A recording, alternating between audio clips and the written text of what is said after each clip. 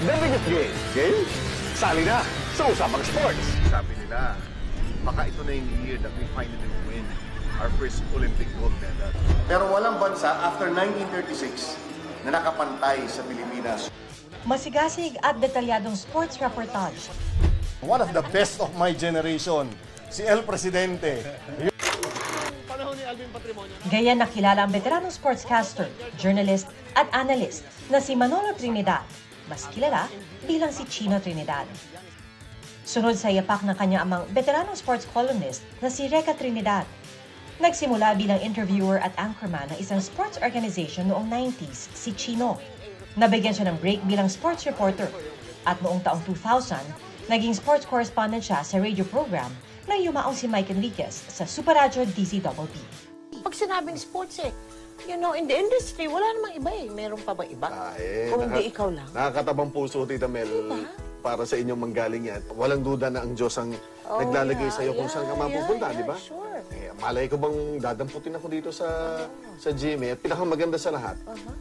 Lalagyan pa nila ng sports na sa equation yung network. And to me yun, para sa akin, priceless. Magandang gabi sa'yo, Chino. Maganda talaga gabi. Ha? Mahigit 2 dekadang naki-time out sa mga balitang sports para sa GMA News si Chino.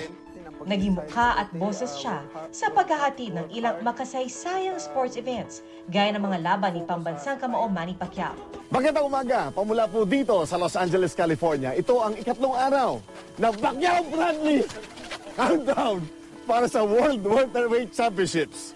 Isang dekada rin naging commissioner ng dating Philippine Basketball League o PBL at commissioner din ng Sharks Billiard Association.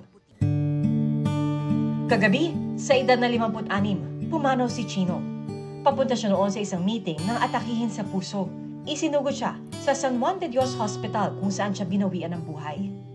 Nagpaabot ng pakikiramay ang mga dating niyang kasama sa sports at broadcast industry.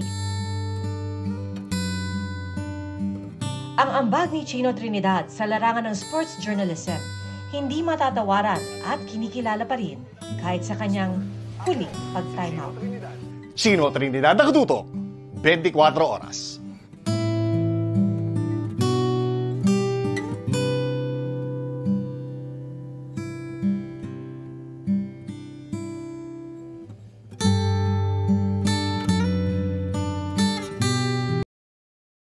Mga kapuso, patuloy na tumutok sa mga balita. Mag-subscribe sa GMA Integrated News sa YouTube. Sa mga kapuso abroad, samahan niyo kami sa GMA Pinoy TV at www.gmanews.tv.